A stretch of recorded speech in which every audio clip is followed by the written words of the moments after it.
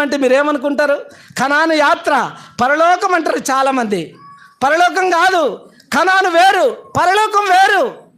ఎందుకంటే లైవ్ పోతుంది, చాలామంది చూస్తారు, తెలిసి తెలియని రకరకాలుగా మాట్లాడతారు. కానాను వేరు, పరలోకం వేరు.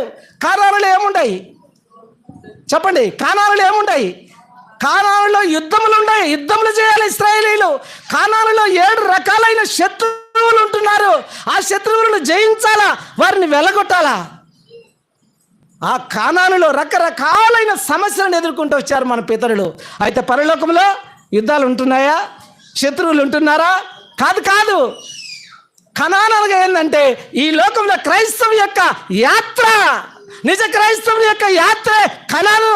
ఈ కనానులో అనగా ఈ లోక యాత్రలో ఒక విశ్వాసి యుద్ధములు చేయాలా, శరీరాన్ని జయించాలా, సైతాన్ని జయించాలా, రకరకాలైనటువంటి